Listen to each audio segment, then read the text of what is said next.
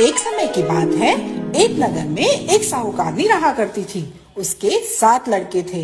एक दिन की बात है, साहूकारनी जंगल में मिट्टी लेने गई। मिट्टी में सेही के बच्चे सो रहे थे।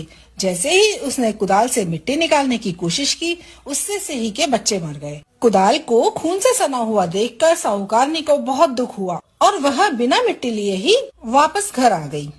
उधर जब सेही ने अपने बच्चों को मरा हुआ देखा तो वह बहुत दुखी हुई और विलाप करने लगी। रोते हुए उसने दुराशीष दी, जिसने भी मेरे बच्चों को मारा है उसे भी इसी प्रकार का कष्ट होना चाहिए। इसके बाद सेही के श्राप से सेठानी के 7 लड़के एक ही साल में मर गए।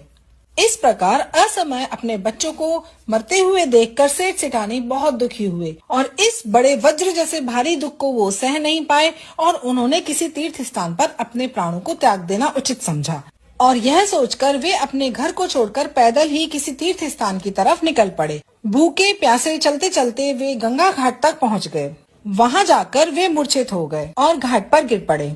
उनकी यह दशा देखकर करुणामयी माँ अहोई ने उनको मृत्यु से बचाने के लिए उनके पापों का अंत करना चाहा और इस अवसर पर आकाशवाणी हुई कि हे सेठ, तेरी सेठानी ने मिट्टी खोदते समय ध्यान न देकर सेही के बच्चों को मार दिया था।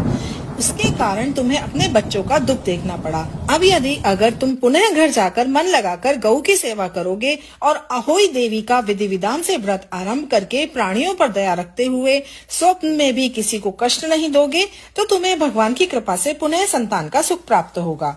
इस प्रकार की आकाशवाणी सुनकर सेठ सेठानी के मन में धीरज आया। वे माँ अहोई का स्मरण करते हुए अपने घर को चले आए। इसके बाद श्रद्धा भक्ति से अहोई माता के व्रत के साथ साथ गौ माता की सेवा करना भी प्रारंभ कर दिया। उन्होंने सब जीवों पर दया भाव रखते हुए क्रोध और द्वेष का हमेशा के लिए परित्याग कर दिया। ऐसा करने से सेठ सेठानी पुनः 7 पुत्र वाले होकर अगणित पुत्रों सहित संसार में अनेक प्रकार के सुख भोगते हुए स्वर्ग को चले गए। ये अहोई माता, जैसे आपने उसके अक्षम्य अपराध को क्षमा करके पुनः संतान का सुख प्रदान किया, वैसे ही हम सभी के सारे अपराध क्षमा करना और हमारे संतान की रक्षा करना।